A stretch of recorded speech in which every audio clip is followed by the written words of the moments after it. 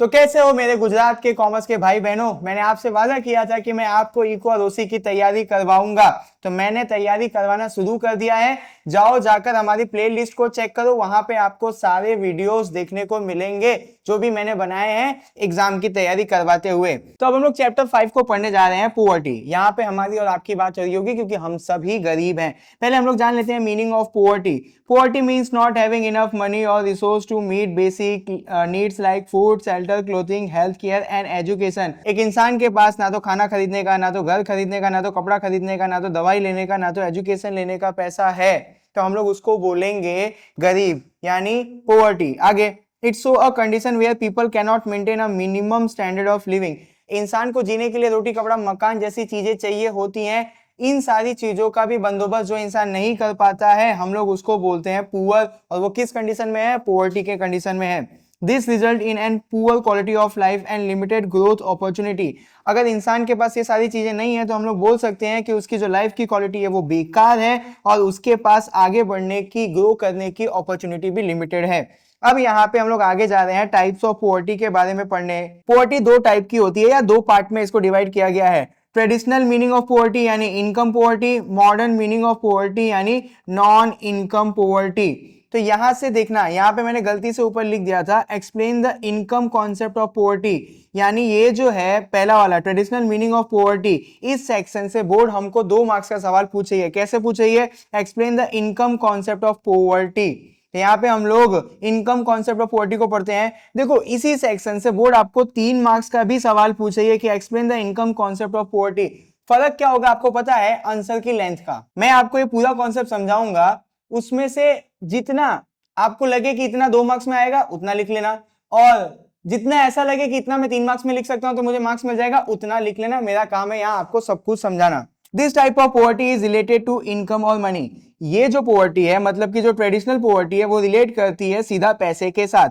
The poverty line show the minimum income or spending need to meet basic need like food, clothing, shelter. Traditional poverty के अंदर हम लोग ये देख रहे हैं कि रोटी, कपड़ा, मकान खरीदने के लिए क्या आपकी मिनिमम इनकम है? क्या आप उतना खर्चा कर पा रहे हो? आगे देखते हैं, people who are on less than this level are called poor. रोटी, कपड़ा, मकान, ये सारी चीजों को खरीद ना पाने वाले लोगों को हम लोग पुअर बोलेंगे।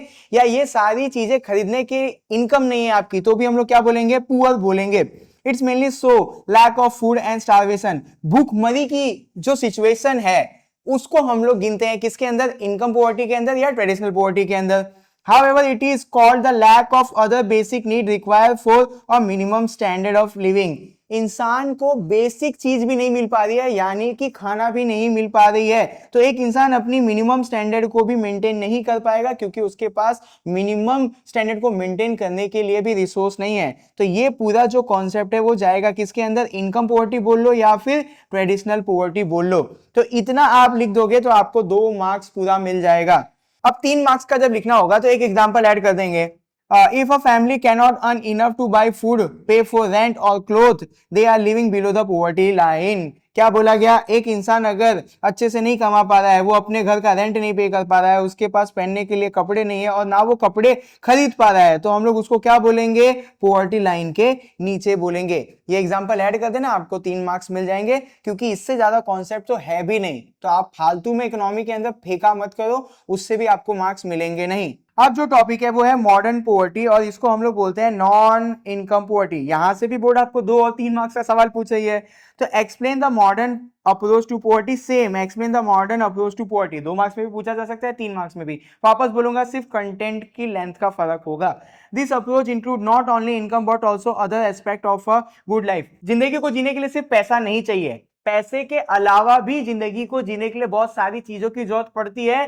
तो जो मॉडर्न अप्रोच है वो और भी चीजों के ऊपर फोकस कर रही है, जैसे कि a person is poor not just when they lack money but also when they lack education, health, clean water, housing and opportunity. एक इंसान के पास पैसा नहीं है, यही खाली गरीबी नहीं है। एक इंसान के पास जब एजुकेशन नहीं है, उसकी हेल्थ अच्छी नहीं है, उसके पास पीने का साफ पानी नहीं है, उसके पास अच्छा घर की फैसिलिटी नहीं है, जिंदगी में ग्रो करने की अपॉर्चुनिटी नहीं है, तो भी वो गरीबी की तरफ जाएगा और वो गरीब कहलाएगा। तो education, health, clean water, housing, opportunity, ये सारी चीजों को जोड़ा गया है मॉडर्न पोवर्टी के कॉन्सेप्ट में, और इसी को हम लोग बोलते हैं non economic poverty. It focus on overall human development. ये लाइन तो आपको आसानी से समझ में आ जाएगी। तो यहां से देखो, यहां से लेके यहां तक लिख देना, आपको पूरे 2 मार्क्स मिल जाएंगे। अब आगे 3 मार्क्स के लिए आंसर को बड़ा करते हैं। Modern poverty include the lack of knowledge and education, a long and healthy life, a good standard of living, freedom and self-respect, equal opportunity, clean environment and drinking water। ये सारी चीजों को मॉडर्न पोवर्टी के concept के अंदर जोड़ा गया है। एग्जांपल देख लेते हैं। A person may have enough money for food but still poor if they don't have access to education, health, clean water। मतलब यहाँ पे ऐसा एग्जांपल मैंने लिख दिया है कि एक इंसान के पास पैसा है बट उसके पास ना तो एजुकेशन है, ना तो हेल्थ केयर की फैसिलिटी है, ना तो पीने का साफ पानी है, तो भी हम लोग मॉडर्न पोवर्टी के हिसाब से उसको गरीबी के अंदर ही देखेंगे। तो यहाँ पे ये वाला क्वेश्चन भी खत्म हो गया। अब हम लोग पढ़ने जा रहे हैं नेचर ऑफ पोवर्टी। ध्यान देना, nature of poverty and types of poverty में फर्क है। तो नेचर ऑफ पोवर्टी को भी 2 पार्ट में डिवाइड किया गया है, एक है एब्सोल्यूट पोवर्टी, एक है रिलेटिव पोवर्टी। तो ये जो नेचर ऑफ पोवर्टी है, वहां से बोर्ड आपको 2 मार्क्स का सवाल पूछेगी, explain the meaning of absolute poverty and relative poverty, इस तरीके से बताना है। तो एब्सोल्यूट पोवर्टी मतलब क्या? Absolute poverty means when a person income or spending is below the minimum level need to meet basic need like food, clothing, shelter and health। Simple सी भाषा में, जिस इंसान के पास खाना, कपड़ा, घर और हेल्थ केयर फैसिलिटी खरीदने के लिए पैसे नहीं है, या वो इतना खर्चा नहीं कर पा रहा है, ना तो ये सारी चीजें खरीदने के लिए उसके पास इनकम है और ना ही ये सारी चीजों के ऊपर वो स्पेंड कर पा रहा है, खर्चा कर पा रहा है, तो ऐसी कंडीशन को हम लोग गिनते हैं किसके अंदर? एब्सोल्यूट पोवर्टी के अंदर। It is also called complete poverty. Absolute poverty का दूसरा नाम क्या है? Complete poverty. People below this level are known as poor. अब जो इंसानों के पास ये सारी चीजें नहीं है, तो वो एक लाइन होती है, उसके नीचे आएंगे, तो वो लाइन कौन सी है? Poverty line. तो पोवर्टी लाइन के नीचे जो लोग आते हैं, हम लोग उसको बोलते हैं पुअर। तो यहाँ पे आप ये लिख देना पहले। अब 2 मार्क्स के लिए आप लोग लिख देना रिलेटिव पोवर्टी के बारे में। Relative poverty compare income difference between people in the same society. Relative poverty किसके ऊपर फोकस करता है? एक सोसाइटी के अंदर अलग अलग लोग रहते हैं। एग्जाम्पल देखो, एक इंसान ने 3 लाख रुपए कमा रहा है, एक इंसान 4 लाख रुपए कमा रहा है। तो इस कंडीशन में जो इंसान 3 लाख रुपए कमा रहा है वो गरीब है, किससे? 4 लाख वाले से। फिर अब ये दोनों अमीर हैं, किससे? जो इंसान 2.5 लाख रुपए कमा रहा है। जब एक सोसाइटी के अंदर हम लोग सब लोगों की इनकम के साथ कंपैरिजन करेंगे ना, तब रिलेटिव पोवर्टी का कॉन्सेप्ट जन्म लेता है। Even if everyone has enough to survive, some are considered poor compare to the other who earn more. देखो, रिलेटिव पोवर्टी के अंदर सबके पास रोटी, कपड़ा, मकान खरीदने का पैसा है, बट अब यहाँ पे हो क्या रहा है कि लोग इसके ऊपर एक दूसरे को कंपेयर कर रहे हैं कि शर्मा जी का लड़का 4 लाख रुपए कमाता है, चौधरी जी का लड़का 1 लाख रुपए कमाता है, तो शर्मा जी का लड़का चौधरी जी के लड़के से अमीर है। तो ये कौन सा कॉन्सेप्ट है? Relative poverty. शर्मा जी हो या चौधरी जी हो, सबके घर में रोटी, कपड़ा, मकान का बंदोबस्त है, तो ये थोड़ा सा ऊपर की लड़ाई हो गई। It focus on income equality. तो रिलेटिव पोवर्टी किसके ऊपर फोकस करता है? इनकम इन इक्वालिटी के ऊपर। तो 2 मार्क्स के लिए आप ये रिलेटिव पोवर्टी का यहां से यहां तक लिखना और पीछे जो मैंने समझाया था उसको लिखना, तो 2 मार्क्स मिल जाएंगे। अब आगे हम लोग पढ़ते हैं measurement of absolute poverty in India.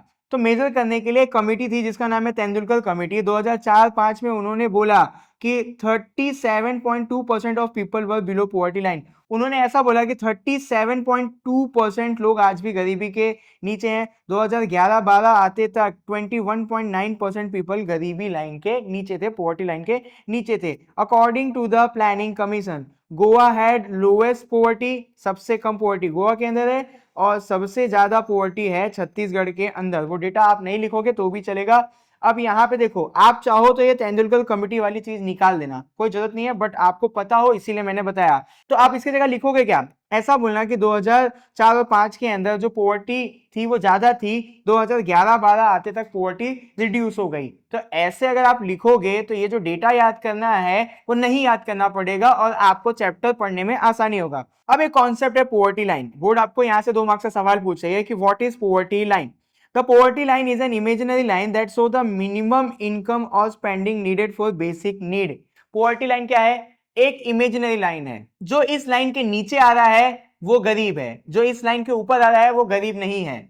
इस लाइन के नीचे जो लोग आ रहे हैं, मतलब बिलो दी पोवर्टी लाइन, वो लोगों के पास रोटी, कपड़ा, मकान खरीदने का भी पैसा नहीं है। तो वही सारी चीजें लिखी होगी। People below this line are called poor. मैंने बोला था ना कि इस लाइन के नीचे जो आएगा उसको हम लोग बोलेंगे गरीब। And those above it are not poor. जो इस लाइन के ऊपर आ रहा है वो अमीर है। It is use as tool to measure poverty in a country. Poverty line एक टूल है गरीबी को मेजर करने के लिए, इससे ज्यादा ये कुछ भी नहीं है।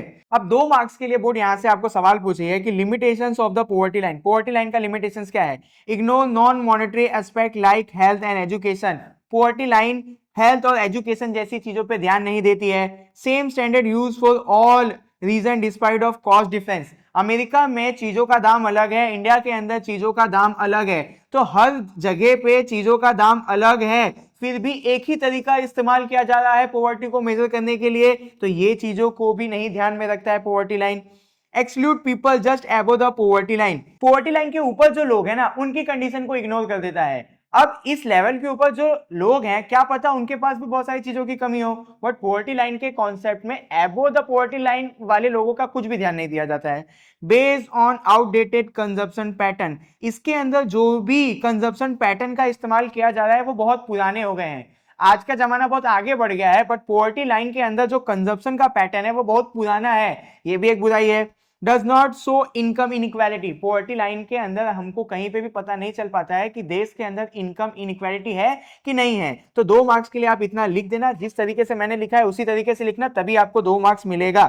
अब आगे हम लोग पढ़ते हैं मेजर ऑफ पॉवर्टी लाइन। तो पॉवर्टी लाइन को मेजर करने के लिए इंडिया में बहुत सारे इंस्टीट्यूट बने हैं, बहुत सारे कमिटी बनी है, तो वही सारी चीजों को हम लोग पढ़ेंगे। पहला है Indian council of medical research, जिसका शॉर्ट फॉर्म है ICMR। ये शॉर्ट फॉर्म पे ध्यान देते हैं ना, क्योंकि 1 मार्क्स में पूछ लिया जाएगा। तो बेस्ड ऑन कैलोरी नीडेड पर पर्सन पर डे, तो Indian council of medical research ने किसके ऊपर फोकस किया?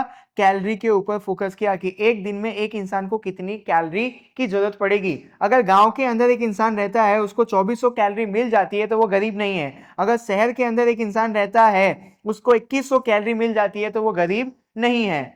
आइडिया क्या है? Poverty depend on how much food energy person can afford. अब ये जो 2400 कैलोरी है, 2100 कैलोरी है, ये किससे मिलेगी? खाने से मिलेगी। तो अब ऐसा तो नहीं है ना कि थोड़े से खाने से हमको 2400 और 2100 कैलोरी मिल जाएगी, हमको प्रॉपर अच्छा खासा न्यूट्रिशन वाला खाना खाना पड़ेगा। तो अगर हम लोग अच्छा खासा न्यूट्रिशन वाला खाना खाएंगे तभी जाके हमको इतनी सारी कैलोरीज मिलेगी, तब हम मान सकते हैं कि हम गरीब नहीं हैं। क्यों? क्योंकि हम अच्छा खाना अफोर्ड कर सकते हैं। प्लानिंग कमीशन 1960 और 61 में इन्होंने कुछ चीजें दी थी। पहला, बेस्ड ऑन मिनिमम एक्सपेंडिचर, एक इंसान मिनिमम कितना खर्चा कर सकता है, तो प्लानिंग कमीशन किसके ऊपर फोकस कर रही थी? मिनिमम एक्सपेंडिचर के ऊपर। ₹20 पर पर्सन पर मंथ, ये 1960-61 की बात हो रही है। अगर उस समय एक इंसान एक महीने में अपने ऊपर 20 रुपए खर्चा कर रहा है तो वो गरीब नहीं है। यहाँ पे देखो, a person spending less than 20 monthly 1960-1961 were considered poor. अगर 20 रुपए से ज्यादा महीने का एक इंसान खर्चा कर रहा है अपने ऊपर, तो हम लोग उसको गरीब मानते थे 1960 और 1961 में। किसके अकॉर्डिंग? प्लानिंग कमीशन के अकॉर्डिंग।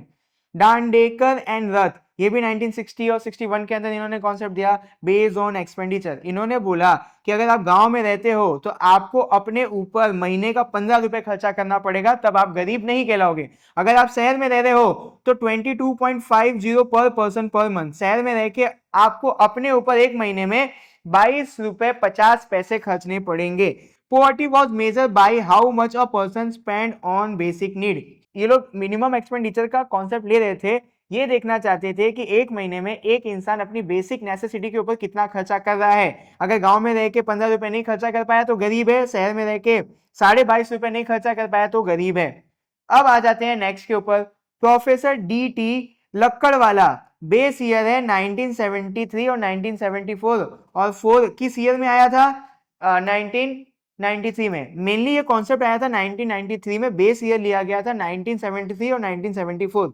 अब यहाँ पे देखो, आप गांव में अगर रह रहे हो तो आपको 49 रुपए खर्चा करना पड़ेगा अपने ऊपर, शहर में रह रहे हो तो 57 रुपीज खर्चा करना पड़ेगा अपने ऊपर। ये कब किस ईयर में आया था? 1993 में। किसने दिया था? प्रोफेसर DT लक्कड़वाला ने। आगे आते हैं 2011-12 में प्रोफेसर सुरेश तेंदुलकर ने भी कुछ चीजें दी। जैसे उन्होंने बोला कि फूड यानी कैलोरीज, एजुकेशन और हेल्थ, इन तीनों चीजों के ऊपर फोकस करेंगे। अगर गांव के अंदर एक इंसान है 816 रुपए अपने ऊपर नहीं खर्चा कर पा रहा है तो वो गरीब है। शहर के अंदर अगर 1000 रुपए एक इंसान अपने ऊपर महीने का नहीं खर्चा कर पा रहा है तो गरीब है। आगे देखो, poverty include more than food, also education and health care. Basic भाषा में अगर आपको समझाऊं तो प्रोफेसर सुरेश तेंदुलकर ने ऐसा बोला कि गांव का आदमी अगर 816 रुपए फूड, एजुकेशन और हेल्थ पे नहीं खर्चा कर पा रहा है पर मंथ तो वो गरीब है। अगर वो इंसान शहर में रह रहा है तो फूड, एजुकेशन और हेल्थ के ऊपर अगर वो 1000 रुपए पर महीने नहीं खर्चा कर पा रहा है तो वो गरीब है। मैं क्या कर सकता हूँ, पूरा डेटा वाला ही चैप्टर है, मैंने काफी डेटा काट के इसके अंदर दिया हुआ है। अब इससे इजी आप कहीं पे मत ढूंढने जाना वरना आपको मार्क्स नहीं मिलेगा। अब इंटरनेशनल मेजर यानी वर्ल्ड बैंक ने जो दिया है, based on daily spending purchasing power parity, जिसको हम लोग पीपीपी बोलते हैं। परचेसिंग पावर पैरिटी एक बहुत ही प्यारा कॉन्सेप्ट है, अगर आप बोलोगे कमेंट के अंदर तो मैं इसका अलग से वीडियो बना दूंगा।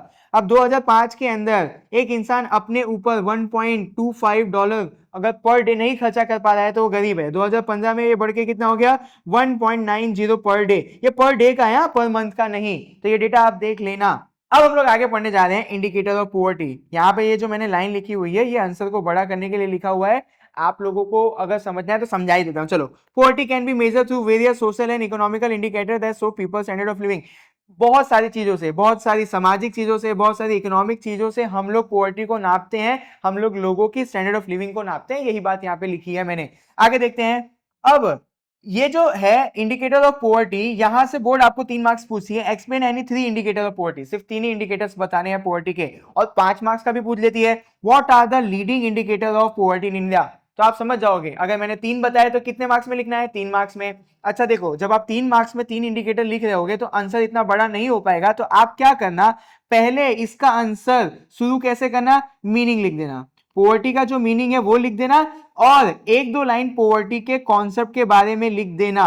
तो यहाँ पे यहां से ही आपका 3-4 लाइन बन जाएगा, और यहां से 3 इंडिकेटर्स लिख लेना, आपको पूरे 3 मार्क्स मिल जाएंगे। तो इस तरीके से भी लिखा करो, तब आपका आंसर बड़ा होगा। अब आप 12th में आ गए हो, कॉमर्स में आ गए हो, तो आपको लिखना सीखना पड़ेगा कैसे छोटे आंसर को बड़ा बनाए, वरना आप जिंदगी भर रटते रह जाओगे।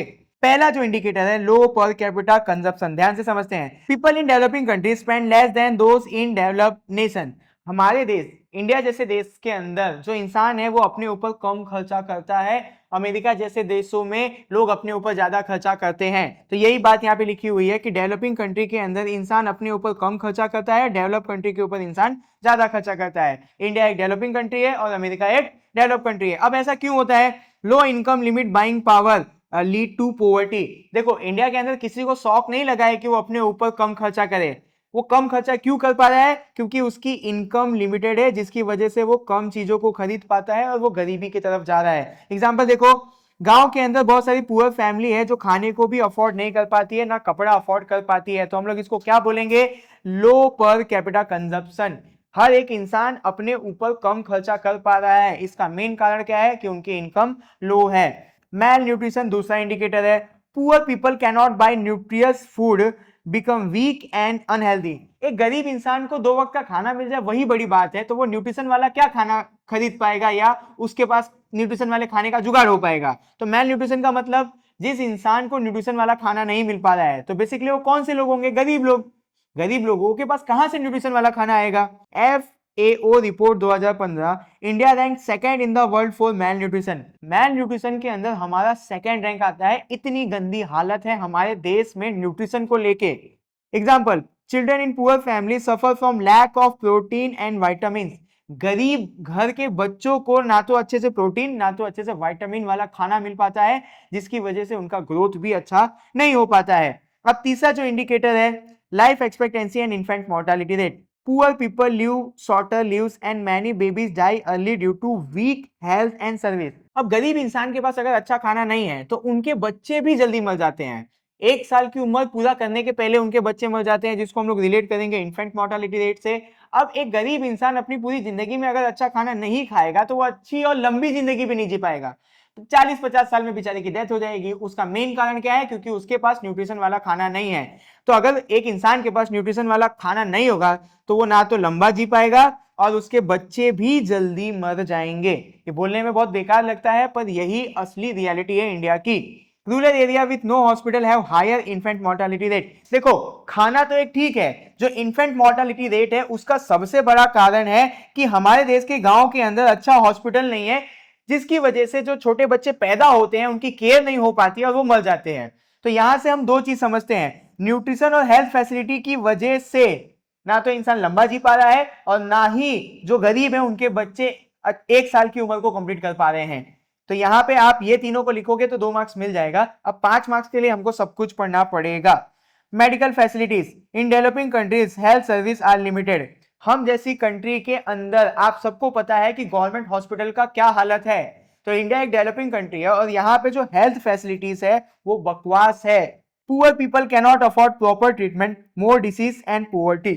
गरीबी के कारण गरीब लोगों के पास इतना पैसा नहीं होता है कि वो अपने डिसीज की, अपने बीमारी की अच्छी ट्रीटमेंट करवा सके। एग्जांपल देता हूं, many rural family avoid hospital due to high cost. मान लो एक इंसान को गरीब फैमिली में कैंसर हो जाता है, अब वो इंसान के पास मरने के अलावा कोई चांस नहीं है। क्यों? क्योंकि जब वो हॉस्पिटल में जाएगा तो कैंसर की दवा लेने का, कैंसर का ट्रीटमेंट करवाने का उसके पास पैसा नहीं है। तो ये हालत है डेवलपिंग कंट्रीज के मेडिकल फैसिलिटी का। और इंसान गरीब है और अगर उसके पास थोड़ा बहुत पैसा है भी तो कैंसर की ट्रीटमेंट करवाते करवाते वो गरीब हो जाएगा।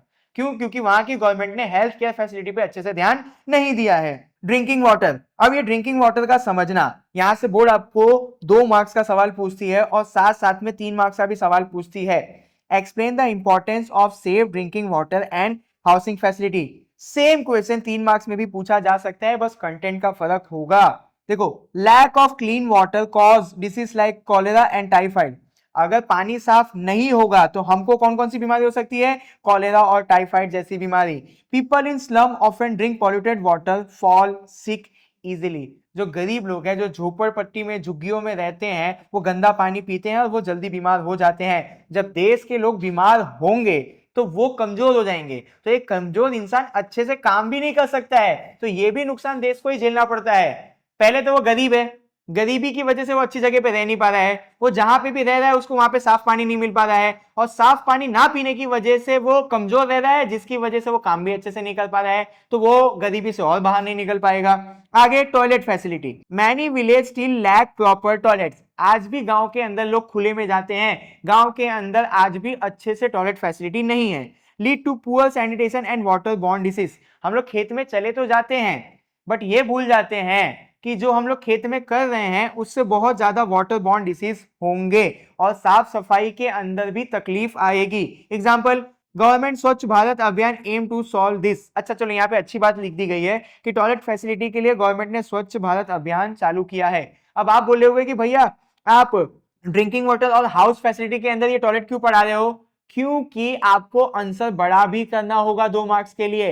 तो आप शुरू करोगे ड्रिंकिंग वाटर से, फिर आप टॉयलेट का लिखना, फिर आप हाउसिंग का लिख देना, तब आपको पूरे 2 मार्क्स मिल जाएंगे। अब housing, most poor family live in small 1 room house with no facility. अब एक गरीब इंसान के पास पैसा तो है नहीं, तो वो क्या करेगा? एक ही छोटे से रूम में रहेगा और उस रूम के अंदर भी ना तो किचन होगा, ना तो बाथरूम होगा, और ना ही उसके अंदर अच्छे से वेंटिलेशन यानी हवा आने जाने की जगह होगी। Example, slum area in big cities so poor leaving condition. आप मुंबई की धारावी को देखना, वहां पे लोग कितने छोटी छोटी सी जगह में रहते हैं, ना तो वहां साफ सफाई है, ना तो वहां पे अच्छी कोई भी लिविंग स्टैंडर्ड है। तो हाउसिंग फैसिलिटी भी अच्छी नहीं होगी तो भी इंसान के मेंटल हेल्थ पे असर आएगा और वो कुछ काम नहीं कर पाएगा, जिसकी वजह से वो गरीब रह जाएगा। अब जो भी मैं आपको कंटेंट लिखवाऊंगा वो आपको 3 मार्क्स में लिखना होगा। 2 मार्क्स के लिए जितना बताना था मैंने बता दिया।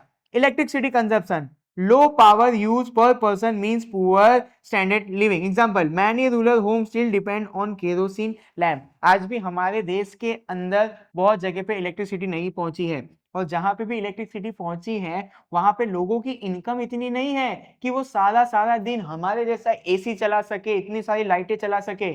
उनकी इनकम लो है, जिसकी वजह से वो इलेक्ट्रिसिटी के कंजप्शन को भी लो यूज करते हैं। एग्जाम्पल देख लो हमारे मम्मी पापा को, बेटा लाइट बंद कर दे, बेटा एसी कम चलाओ, बेटा टीवी इतना मत चलाओ। क्यों? क्योंकि हमारे मम्मी पापा को बहुत सारे जगह पे पैसे भरने हैं, तो इलेक्ट्रिसिटी के कंजप्शन को कट ऑफ करते हैं।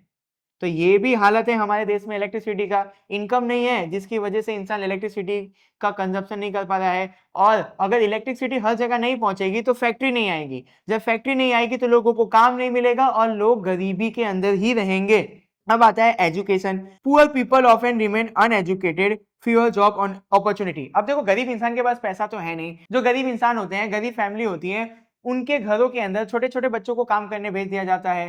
जब छोटे बच्चे काम करने चले जाएंगे तो उनके पास एजुकेशन नहीं होगा, जब बच्चों के पास एजुकेशन नहीं होगा तो उनके पास जॉब की अपॉर्चुनिटी भी बहुत कम रहेगी। जिसकी वजह से उनकी आने वाली पीढ़ी भी क्या रहेगी, गरीब ही रहेगी। आगे, drop out rate are higher in poor family.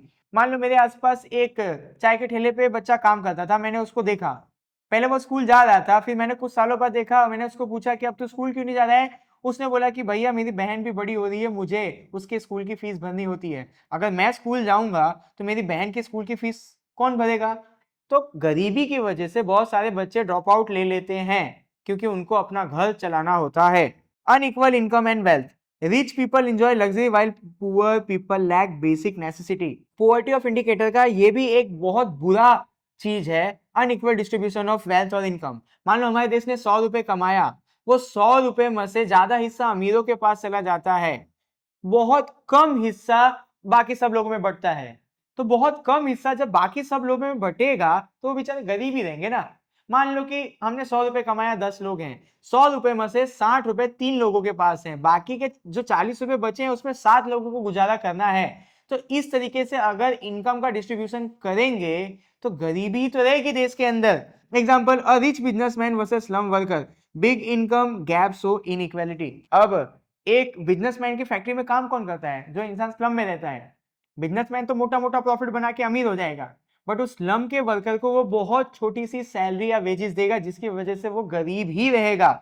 High unemployment, without job people cannot meet daily need, more poverty. जिस देश के अंदर गवर्नमेंट एम्प्लॉयमेंट नहीं प्रोवाइड कर पाएगी, तो जब लोगों के पास काम नहीं रहेगा तो उनके पास पैसा नहीं आएगा, तो वो बेसिक नेसेसिटी वाली चीजों को भी नहीं खरीद पाएंगे, तो वो किसकी तरफ बढ़ेंगे, गरीबी की तरफ बढ़ेंगे। Many educated youth remain jobless इन सिटी, लोग पढ़ लिख तो ले रहे हैं बट देश के अंदर इतना काम ही नहीं है, तो उनको काम नहीं मिल पा रहा है, जब उनको काम नहीं मिल पाएगा तो वो पैसा नहीं कमा पाएंगे और वो गरीब ही रहेंगे। तो यहाँ पे हमने इंडिकेटर ऑफ पॉवर्टी देख लिया। अब आगे हम लोग पढ़ने जा रहे हैं कॉज ऑफ पॉवर्टी। यहां से बोर्ड आपको 5 मार्क्स का सवाल पूछेगी, what are the leading causes of poverty in India. मैं पूरा कॉन्सेप्ट समझाऊंगा, इसके अंदर से आप देख लेना कि कौन सा आपको याद रह जा रहा है और कौन सा अच्छा लग रहा है, उन सारी चीजों का लिस्ट बना देना तो आपका 5 मार्क्स का आंसर रेडी हो जाएगा। जरूरी नहीं है कि जो मैं पढ़ा रहा हूं वो सारी चीजों को लिखना है, आपको कॉन्सेप्ट समझ लेना है, जो मैंने लिखवाया उसमें से देख लेना है और कुछ थोड़ा बुद्धि में आए उसको भी ऐड कर देना तो आपका 5 मार्क्स का आंसर बन जाएगा। Poverty in India exist due to many historical, rural, economic and social and other reason. India के अंदर historical, rural, economic and social और अदर रीजन की वजह से गरीबी है।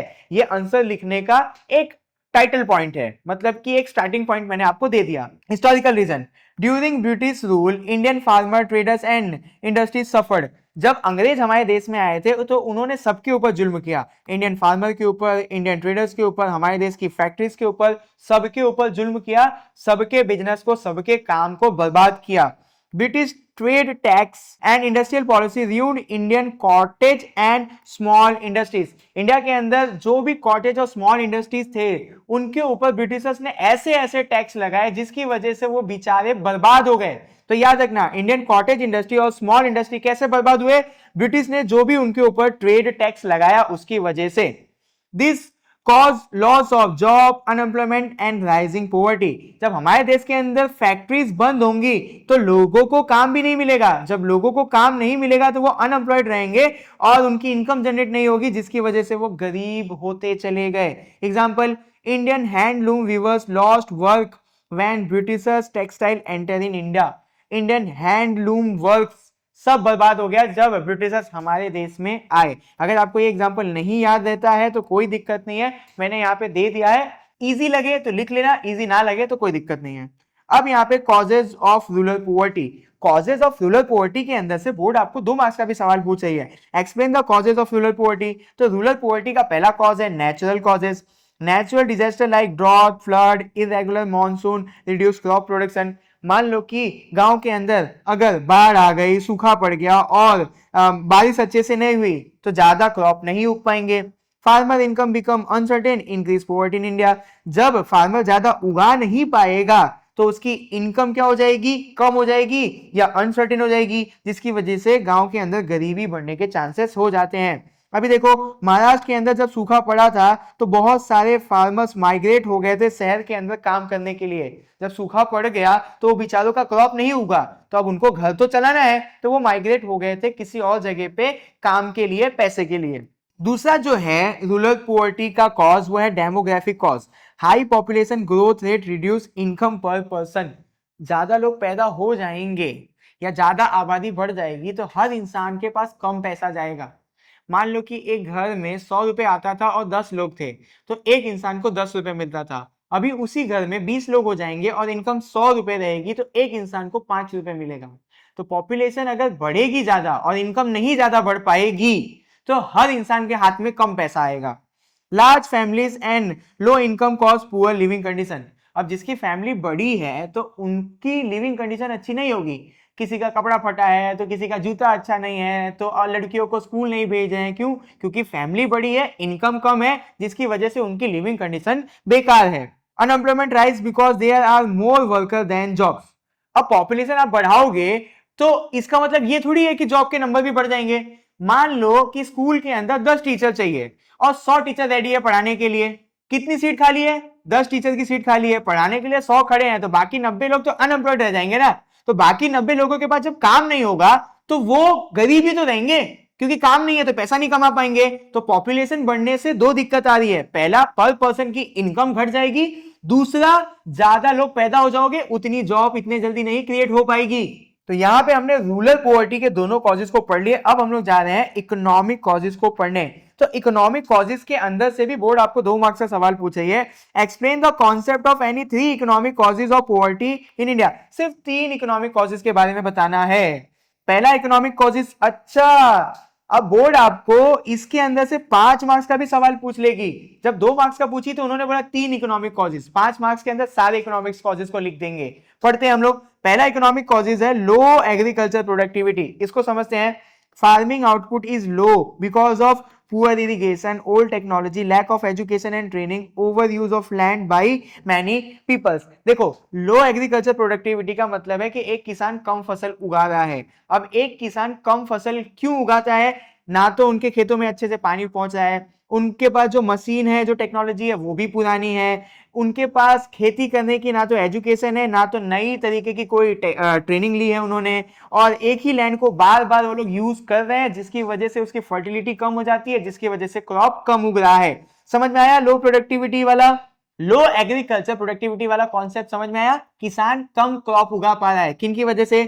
खेतों में पानी नहीं पहुंच पा रहा है, टेक्नोलॉजी पुरानी है, उनके पास खेती करने का ना तो कोई एजुकेशन है ना तो कोई ट्रेनिंग है, लैंड को बार बार यूज किया जिसकी वजह से उसकी फर्टिलिटी खत्म हो गई है। तो this result in low farmer income and high poverty. अब किसान अगर कम उगाएगा तो उसकी इनकम भी तो कम होगी, तो किसकी तरफ बढ़ रहा है? गरीबी की तरफ बढ़ रहा है। अब जो दूसरा इकोनॉमिक कॉजेज है वो है अनइक्वल डिस्ट्रीब्यूशन ऑफ लैंड। आगे पढ़ते हैं, समझते हैं। Due to zamindari system most farmer work on other land. Britishers ने एक सिस्टम चालू किया था जिसको हम लोग बोलते हैं जमींदारी सिस्टम। कुछ लोकल लोगों को गांव के अंदर जो भी जमीन है उनको उनका मालिक बना देते थे जबरदस्ती। अब ये जो जमींदार लोग होते थे वो फार्मर से टैक्स वसूलते थे, और टैक्स वसूल के किसको दे देते थे? ब्रिटिशर्स को देते थे। उनकी जमीन हो ना हो पर वो लोग उसके मालिक कहलाएंगे, और वो लोग उस जमीन के ऊपर जो भी उगेगा उसका बहुत सारा हिस्सा उठा के ब्रिटिश गवर्नमेंट को दे देंगे। अब किसान के पास खाने को कुछ हो नहीं हो, इससे ना तो जमींदार को मतलब है ना तो किसको? ब्रिटिशर्स को मतलब है। तो जो किसान थे वो बेचारे गरीब होते गए, किस सिस्टम की वजह से? जमींदारी सिस्टम की वजह से। They were not owner and had no interest in improving farmer. जब जमींदार लोगों ने जबरदस्ती उनके खेत पे कब्जा कर लिया तो वो लोगों को अब ऐसा लगता है कि ये जब हमारी जमीन ही नहीं है तो इसके ऊपर हम फार्मिंग क्यों करें, या हम लोग इसके अंदर ज्यादा क्रॉप क्यों उगाए। This cause low productivity and growing poverty. इस सोच की वजह से अब बेचारे वो मजबूर थे, उनसे उनकी जमीन हड़प ली गई या फिर उनसे किसी और की जमीन पे जबरदस्ती खेती करवाया जा रहा है, जो भी उग रहा है उसका सबसे बड़ा हिस्सा वो ले जाके ब्रिटिशर्स को दे रहे हैं। तो वो लोग का कोई भी इंटरेस्ट नहीं रहा खेती के अंदर क्रॉप्स को उगाने का, तो इसकी वजह से लो प्रोडक्टिविटी हुई और जो गरीबी थी वो बढ़ती चली गई। तो ये एक सिस्टम था जिसका खामियाजा भुगतना पड़ा हमारे देश के फार्मर्स को। अगला जो है वो poor development of small industry. Small and cottage industry did not grow due to lack of money, poor infrastructure, unskilled worker. This lead to fewer job and more poverty. देखो, मैं आपको एक सवाल पूछता हूं कि एक बड़ी कंपनी ज्यादा जॉब देगी कि एक छोटी कंपनी? तो आप में से बहुत सारे बच्चे मेरे को बोलोगे कि भैया बड़ी कंपनी। एक दिमाग लगाओ कि बड़ी कंपनी मशीन ले आती है, रोबोट ले आती है तो उसके अंदर इंसान ज्यादा नहीं काम करते हैं। एक छोटी कंपनी के पास पैसा नहीं होता है तो वो ज्यादातर काम इंसानों से करवाते हैं। तो अब क्लियर हो गया कि एक छोटी कंपनी ज्यादा काम देती है क्योंकि छोटी कंपनी के मालिक के पास पैसा नहीं होता है तो वो सारा काम इंसानों से लेते हैं। बड़ी कंपनी के मालिकों के पास पैसा होता है तो वो मशीन और रोबोट ले आते हैं तो इंसान वहां पे काम करने नहीं जाते हैं। तो छोटी कंपनी अगर आप डेवलप नहीं करोगे तो काम कम मिलेगा। तो छोटी कंपनी हमारे देश में क्यों डेवलप नहीं हुई? छोटी कंपनियों के पास पैसा नहीं था। छोटी कंपनियों को बिल्ड करने के लिए जो जो इंफ्रास्ट्रक्चर चाहिए वो सारी चीजों की देश के अंदर कमी रही। और अब काम किससे होता है? इंसानों से, ह्यूमन से। तो ह्यूमन के पास वो स्किल भी नहीं था कि वो एक छोटी कंपनी को ग्रो कर सके। तो जिसकी वजह से कम जॉब क्रिएट हुआ, जिसकी वजह से लोगों के पास काम नहीं आया, लोग पैसा नहीं कमा पाए और लोग गरीब रह गए। अब रैपिड इंक्रीज इन प्राइस, इसको भी बहुत ध्यान से समझते हैं। Rising price reduce the buying power of poor people. बहुत अच्छा एग्जांपल समझाता हूं। यहाँ पे जो लिखा हुआ है कि अगर प्राइस बढ़ेगा तो इंसान की परचेसिंग पावर खत्म हो जाएगी। मैं जब छोटा था तो 1 रुपए की 4 पानी पूरी मिलती थी। आज अगर 2025 में मुझे 4 पानी पूरी खानी है तो मुझे 10 रुपए पे करना पड़ेगा। ये क्या हो गया? प्राइस बढ़ गई जिसकी वजह से मेरी परचेसिंग पावर खत्म हो गई। इस एग्जांपल को और थोड़ा सा बड़ा कर देता हूं। अगर मुझे आज 40 पानी पूरी खाना है तो मुझे कितना पैसा देना पड़ेगा? 10 रुपए से 40 को इंटू कर दो। और मेरे टाइम पे अगर मुझे 40 पानी पूरी खाना है तो मुझे कितना रुपए देना पड़ता? 10 रुपए। मेरे टाइम पे 10 रुपए की 40 पानी पूरी मिलती। आज अगर आपको 40 पानी पूरी खाना है तो आप अपने अपने सिटी के हिसाब से इंटू कर लेना कि कितना पैसा देना पड़ेगा। तो प्राइस बढ़ गई जिसकी वजह से परचेसिंग पावर खत्म हो गई। आगे, business owner earn more and the rich become richer. ये जो प्राइस बढ़ता है जिसकी वजह से सबसे ज्यादा फायदा होता है बिजनेस ओनर्स को, और अमीर होता जाता है। क्योंकि अगर किसी भी प्रोडक्ट का प्राइस बढ़ेगा तो बिजनेसमैन का प्रॉफिट बढ़ेगा तो वो तो अमीर हो जाएगा। This widen the income gap and increase poverty. अमीर होता जाएगा प्राइस राइज की वजह से, बट गरीब के थाली से खाना छीनता जाएगा। क्योंकि जो गेहूं 20 रुपए का मिलता था अब वो 60 रुपए का मिल रहा है। इनकम नहीं बढ़ रही है गरीब की, बढ़ क्या रहा है? प्रोडक्ट की प्राइस। एक इंसान 100 रुपए कमाता था तो वो 100 रुपए में घर चला लेता था। आज के टाइम पे 100 रुपए का मिलता क्या है? तो प्राइस बढ़ गई बट इनकम नहीं बढ़ी जिसकी वजह से गरीब गरीब ही रहेगा। High unemployment rate in village, lack of industry and education cause unemployment. हमारे देश के अंदर जो गांव है, गांव के अंदर ज्यादा अनएम्प्लॉयमेंट है। अब उसका भी कारण है क्योंकि हमारे देश में गांव में खेती होती है। अब खेती कैसे होगी? जब वहां पे पानी और इलेक्ट्रिसिटी पहुंचेगा। चलो ठीक है, कैसे ना कैसे करके इलेक्ट्रिसिटी का जुगाड़ हो गया, बट 12 के 12 महीने आज भी हमारे देश के अंदर, गांव के अंदर गवर्नमेंट पानी अवेलेबल नहीं करवा पाई है। जिसकी वजह से किसान सिर्फ 6 महीने जितना खेती करता है, बाकी के 6 महीने वो क्या रहता है? बेरोजगार रहता है। तो अगर गांव के अंदर इंडस्ट्री चली जाएगी तो किसान को बाकी के 6 महीने काम मिल जाएगा। तो किसान अब अच्छा कमाने लगेगा और गरीबी से बाहर आ जाएगा। Jobless people earn nothing, reducing spending and slowing economy. अब जिस इंसान के पास काम नहीं है तो वो कोई भी पैसा कमा नहीं रहा है, जिसकी वजह से उसकी स्पेंडिंग कम हो जाएगी और इकोनॉमी की ग्रोथ स्लो हो जाएगी। अगर इंसान के पास काम नहीं है तो वो कोई चीज खरीदेगा नहीं। जब हम लोग कोई चीज खरीदेंगे नहीं तो फैक्ट्री में वो बनेगा नहीं। जब फैक्ट्री में कुछ बनेगा नहीं तो कोई काम कैसे पाएगा? उल्टा हो रहा है पूरा। देखो, अनएम्प्लॉयमेंट अगर बढ़ेगी ना तो ये बहुत खतरनाक है। मेरे पास काम नहीं है तो अब मैं डर के मारा रहूंगा, मैं वेफर नहीं खाऊंगा, मैं चॉकलेट नहीं खाऊंगा। तो वेफर और चॉकलेट की फैक्ट्री के अंदर ये उसके मालिक को पता चलेगा तो वो क्या करेगा? अपने और एम्प्लॉय को निकाल देगा। बोलेगा भैया आजकल मार्केट में तो मैं कोई सामान ही नहीं खरीदता है, तू भी निकल जा नौकरी से। तो देख रहे हो अनएम्प्लॉयमेंट का असर गंदा आता है कि इंसान के पास पैसा नहीं है तो वो कुछ खरीदता नहीं है। जब वो कुछ खरीदता नहीं है तो जिनके पास काम है उनको भी निकाल दिया जाता है। क्यों? क्योंकि कोई खरीद ही नहीं रहा है तो मालिक बोलेगा कि जब खरीद नहीं रहा है तो मैं बनाऊंगा क्यों, तू भी निकल। तो ये एक बहुत गंदा चीज है जिससे इकोनॉमिक स्लो डाउन हो जाती है। This lead to higher poverty. ये सारी चीजें हमको गरीबी की तरफ बढ़ाएंगी। अब है सोशल कॉजेज। सोशल कॉजेज के अंदर है low education level, illiterate, limit job opportunity. अगर आप पढ़ाई लिखाई कम करोगे तो आपको कम जॉब की अपॉर्चुनिटी मिलेंगी। People earn low wages and can not improve their standard of living. अगर आपको अपॉर्चुनिटी ज्यादा नहीं मिलेगी तो आपकी वेजेस और इनकम भी नहीं बढ़ेगी, जिसकी वजह से आपको लिविंग स्टैंडर्ड को नीचे गिराना पड़ेगा। मतलब आप एक अच्छी लिविंग स्टैंडर्ड नहीं अफोर्ड कर पाओगे क्योंकि उसको अफोर्ड करने के लिए आपके पास इनकम ही नहीं है। Hence poverty increase. आगे, जेंडर इन इक्वेलिटी। अब यहां से बोर्ड आपको 2 मार्क्स का सवाल पूछेगा। Explain gender inequality as a reason for poverty in India. Women are often paid less than man and get fewer job chance. India के अंदर लड़कियों को पहले तो बहुत कम चांस दिया जाता है जॉब करने का, और उनके लिए बहुत कम एरिया है जॉब करने के लिए। जैसे आजकल मैं देखने लगा हूं कि पेट्रोल पंप के ऊपर लड़कियां भी हैं। आज से 5-6 साल पहले पेट्रोल पंप के ऊपर लड़कियां नहीं होती थी। तो हमारे देश के अंदर वुमेन्स के लिए फ्यूअर अपॉर्चुनिटी है काम करने के लिए। अगर उनको काम मिल गया तो एज कंपेयर टू मेल उनकी इनकम भी कम होती है। ये आप जब काम करने जाओगे तो आपको पता चलेगा।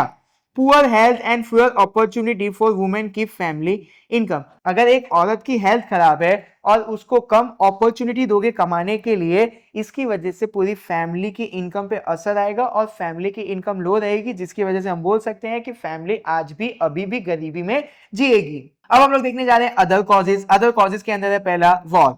वॉर डिस्ट्रॉय फैक्ट्री, रोड, और जब फैक्ट्री और रोड बर्बाद कर देंगे तो लोग अपने काम पे नहीं जा पाएंगे।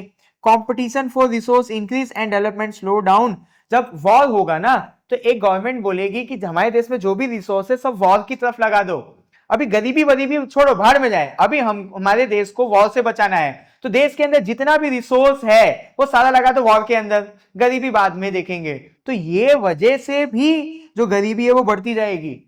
अब वॉर भी एक इंपॉर्टेंट चीज है, अपने देश को वॉर से बाहर निकालना है। अब हम लोग ऐसा थोड़ी है कि जाके किसी देश के सामने घुटने टेक देंगे, हम लड़ेंगे। लड़ने के लिए हमको चाहिए होगा रिसोर्स, तो रिसोर्स वॉर के अंदर यूटिलाइज होगा, गरीबी को खत्म करने के लिए नहीं।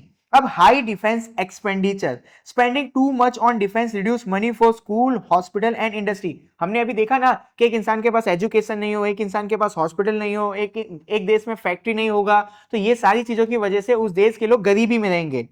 अगर हम लोग ज्यादा पैसा डिफेंस के ऊपर लगा रहे हैं, मतलब कि इक्विपमेंट, कौन सा वॉर के इक्विपमेंट, गन हो गया, टैंक हो गया, फाइटर जेट हो गया, ये सारी चीजों के ऊपर खरीदने के ऊपर लगाएंगे, तो हमारे देश के अंदर पैसा खत्म होने लगेगा।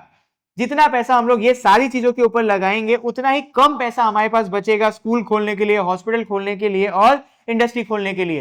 As a result development decrease and poverty rise. जितना पैसा गन खरीदने में लगेगा जिसकी वजह से देश का डेवलपमेंट नीचे गिरेगा और गरीबी ऊपर जाएगी। डिफेक्टिव गवर्नमेंट पॉलिसी, ध्यान देते हैं यहाँ पे, many anti poverty scheme fail due to poor planning and lack of continuity. Government ऐसा वादा तो कर देती है कि इस बार हम लोग गरीबी दूर कर देंगे, बट वो गरीबी को दूर करने के लिए प्रॉपर प्लानिंग नहीं करती है। और मान लो उन्होंने कोई प्रॉपर प्लानिंग किया और किसी स्कीम को इंप्लीमेंट किया, तो वो स्कीम को इंप्लीमेंट करके गरीबी दूर करने में 5 साल लगेगा, बट गवर्नमेंट 2 साल के अंदर उसको बंद कर देती है। तो lack of continuity. Frequent government changes affect long term progress. मान लो कि हमारे देश के अंदर गरीबी खत्म करने में 20 साल लगेगा, बट हमारे देश में हर 5 साल में गवर्नमेंट बदल जाती है। तो गरीबी खत्म करना एक लंबा प्रोसेस है, बट हर 5 साल में अगर गवर्नमेंट बदलती जाएगी तो गरीबी दूर नहीं हो पाएगी, क्योंकि गरीबी को दूर करने के लिए हमने टारगेट बनाया है 25 साल का। Hence poverty could not be reduce effectively. ये सारी वजहों से भी पॉवर्टी अच्छे से खत्म नहीं हो पा रही है। अब हम लोगों को पॉवर्टी खत्म करने के लिए स्टेप्स लेने हैं। तो मेजर टू रिड्यूस पॉवर्टी। अब यहाँ पे बोर्ड आपको 5 मार्क्स का सवाल पूछ लेती है, discuss measure to reduce poverty in India. सारे चीजों को लिखना पड़ेगा इसके अंदर। To increase agriculture productivity. हम लोगों को पता है कि हमारे देश के अंदर ज्यादातर लोग काम करने के लिए खेती के ऊपर डिपेंड करते हैं, तो हम लोगों को खेती के ऊपर ध्यान देना है। Use of modern machinery, tractor, harvester, seed drill and technology, ये सारी चीजों का अगर हम लोग इस्तेमाल करेंगे तो एग्रीकल्चर के अंदर एक किसान ज्यादा क्रॉप उगा पाएगा। Improve crop yield and farmer income, ये सारी चीजों की वजह से क्रॉप ज्यादा उगने लगेगा और फार्मर की इनकम बढ़ जाएगी, तो वो गरीबी से बाहर आ जाएगा। अब यहाँ पे मैंने एग्जांपल लिखा हुआ है, आप स्क्रीनशॉट ले लेना, देखना, एक बार पढ़ना, अगर आपको इजी लगता है तो रखना, वरना जाने देना। Development of small scale industry, हमने पीछे ही पढ़ा कि स्मॉल स्केल इंडस्ट्री से ज्यादा एम्प्लॉयमेंट क्रिएट होता है। Produce goods service on small scale with lower investment and labour intensive. हमको बहुत सारे छोटे छोटे फैक्ट्री लगाना होगा, उन फैक्ट्री के अंदर से हम लोगों को गुड्स को प्रोड्यूस करना होगा और छोटे छोटे इन्वेस्टमेंट डाल के बहुत सारी छोटी फैक्ट्री खोलनी होगी जिसके अंदर लेबरों से काम करवाना होगा। तो सारे लोगों को काम मिल जाएगा, उनकी इनकम जनरेट हो जाएगी और वो गरीब नहीं कहलाएंगे। Create employment and support regional growth. छोटी फैक्ट्री से क्या होगा, अनएम्प्लॉयमेंट की प्रॉब्लम खत्म हो जाएगी और छोटी फैक्ट्री को हम लोग कहीं पे भी खोल सकते हैं, क्योंकि इसको खोलने के लिए कम पैसा चाहिए और कहीं पे भी आसानी से खुल जाती है। Development of unorganised sector. अब अनऑर्गेनाइज सेक्टर क्या है उसको समझो। Improving working condition of vegetable vendors, construction workers and agriculture labour. ये जो सारे लेबर्स हैं जैसे कि सब्जी बेचने वाले, कंस्ट्रक्शन के वहां काम करने वाले और खेत में जो मौजूद होते हैं, ये सारे लोग, इन सारे लोगों की वर्किंग कंडीशन को इंप्रूव करना होगा। Providing social security and skill training help reduce skill poverty. इन सारे लोगों को सोशल सिक्योरिटी देना होगा। सोशल सिक्योरिटी देने का मतलब ये है कि इनको पेंशन प्रोवाइड कर दो, अब इनका इंश्योरेंस दे दो कि ये बीमार पड़े तो ये एक कार्ड दिखा सके, ये कार्ड दिखा के इनको किसी भी हॉस्पिटल के अंदर अच्छी फैसिलिटी मिल सकती है, अच्छा ट्रीटमेंट मिल सकता है। तो ये हो जाएगा सोशल सिक्योरिटी। और स्किल विल देके इनको थोड़ा सा आगे बढ़ाने की कोशिश किया जाए। Use of appropriate tax policy, progressive taxation, higher tax on rich, lower on the poor. Government को क्या करना चाहिए कि अमीरों से ज्यादा टैक्स लेना चाहिए और गरीबों से कम टैक्स लेना चाहिए। अब जो अमीरों से ज्यादा टैक्स लिया हुआ है उस पैसे को गरीबों के फायदे के लिए, यानी गरीबी खत्म करने के लिए लेकर आना चाहिए। यहां पे हमने क्या देखा, यूज ऑफ एप्रोप्रिएट टैक्स, अमीरों से ज्यादा पैसा लो यानी ज्यादा टैक्स लो और गरीबों को टैक्स फ्री कर दो। अब जो अमीरों से टैक्स लिया है उसको बांट दो गरीबी दूर करने के लिए। आगे देखते हैं, rise in human capital investment, investing in education and skill development increase. इंसान के एजुकेशन में और इंसान का स्किल बढ़ाने के ऊपर फोकस करो, जिससे उनकी एम्प्लॉयबिलिटी यानी काम करने की ताकत बढ़ेगी और उनकी इनकम भी बढ़ जाएगी। Rise in human capital investment का मतलब यह होता है कि इंसान को ट्रेनिंग दो, इंसान को स्किलफुल बनाओ। जब एक इंसान को ट्रेनिंग मिलेगी, स्किलफुल बनेगी, तो वो अच्छा काम कर पाएगा और अच्छा कमा पाएगा, अपने आप गरीबी से दूर हो जाएगा। Goods and service at reasonable rate, subsidize food, education and health care, improve living standard of the poor people। देखो, जो इंसान गरीब है वो खाना नहीं खरीद पा रहा है, वो स्कूल में नहीं जा पा रहा है, वो मेडिकल फैसिलिटीज को, उसके पास पैसा नहीं है कि वो अपना इलाज करवा सके, तो उन सारे लोगों को सस्ते दामों पे, सब्सिडाइज दामों पे ये सारी चीजें अवेलेबल करो। इसका बेस्ट एग्जांपल है हमारे देश का पीडीएस सिस्टम। इस पीडीएस सिस्टम के थ्रू गरीबों को राशन मिल जाता है, इनको चीनी मिल जाता है, तो ऐसी चीजें मिल जाती हैं। तो गवर्नमेंट को क्या करना पड़ेगा, जो इंसान गरीब है उनको सब्सिडाइज यानी डिस्काउंट रेट पे रोटी, कपड़ा, मकान, एजुकेशन और दवाइयां जैसी चीजें देनी पड़ेंगी, तो बेचारों की स्टैंडर्ड ऑफ लिविंग अच्छी हो जाएगी। अब यहाँ पे है employment programme, state the list of the self employment programme implement by the government. 2 marks के लिए पूछा जाएगा। अब यहाँ पे आप स्क्रीनशॉट ले लो, स्क्रीनशॉट लेने के बाद आप खुद पढ़ना। मैंने यहाँ पे सारी लिस्ट बना दी है, बहुत अच्छे तरीके से बनाई है ताकि आपको सारा चीज एक ही जगह पे मिल जाए। अब यहाँ पे वेज एम्प्लॉयमेंट प्रोग्राम, वापस से बोलूंगा, मैंने लिस्ट अच्छे से बना दी है, स्क्रीनशॉट ले लो और आप खुद पढ़ना तो आपके दिमाग में चला जाएगा। अब हाउसिंग स्कीम का भी यहाँ पे स्क्रीनशॉट ले लो, उसके साथ साथ सोशल सिक्योरिटी का भी स्क्रीनशॉट ले लो। अब मैं आपको क्यों स्क्रीनशॉट लेने के लिए बोल रहा हूं, क्योंकि ये जो टेक्स्ट बुक में दिया था बहुत ही गंदे तरीके से दिया था। मैंने सारी चीजों को इकट्ठा करके एक जगह पे लिख दिया है। आप क्या करना कि इसको एक स्टिकी नोट पे लिख लेना और अपने आसपास चिपका देना, तो रोज रोज देखोगे तो अपने आप दिमाग में चला जाएगा। अभी मेरा काम क्या है, उसको फटफट फटफट रीड करूंगा, उससे आपका टाइम खराब होगा। स्क्रीनशॉट ले लो, नोटबुक में लिखो, स्टिकी नोट में लिखो, एक जगह पे चिपका दो, आपके दिमाग में घुस जाएगा। अब यहाँ पे एक टॉपिक है जनधन योजना। बोर्ड आपको यहाँ से 2 मार्क्स का सवाल पूछेंगे। व्हेन डिड द जनधन योजना begin, what is the main feature of this scheme. Jan Dhan योजना है कब चालू किया गया था और इसका मेन फीचर क्या है, 2 मार्क्स के लिए हमको बताना है। तो यहाँ पे हम लोग 2 मार्क्स के लिए पढ़ लेते हैं। यहाँ पे जनधन योजना 3 मार्क्स के लिए भी आता है। तो ऐसा करना, मैंने टोटल 10 पॉइंट्स लिखे हैं, आप 3 पॉइंट लिख देना 2 मार्क्स के लिए और 6 से 7 पॉइंट लिख देना 3 मार्क्स के लिए। तो अभी 2 मार्क्स के लिए कर लेते हैं। लॉन्च ईयर, जनधन योजना आया था 28 अगस्त 2014 में प्राइम मिनिस्टर नरेंद्र मोदी के द्वारा। इसका मेन ऑब्जेक्टिव क्या था कि सब लोगों को बैंकिंग सर्विस यानी बैंक अकाउंट से जोड़ना है, यानी बैंक से जोड़ना है। देश के अंदर जितने भी लोग हैं सबका बैंक के अंदर खाता होना चाहिए, इसी के लिए आया था जनधन योजना। अब गवर्नमेंट ने और क्या facility the, zero balance account, anyone can open saving account without any minimum balance.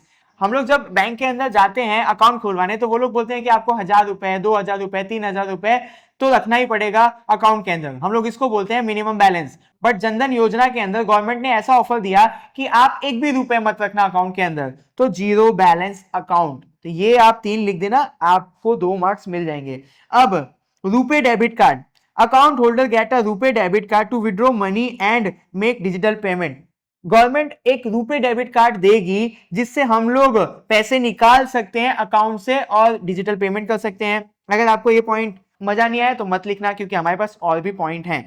Accident insurance, each account holder get 1 lakh accidental insurance cover.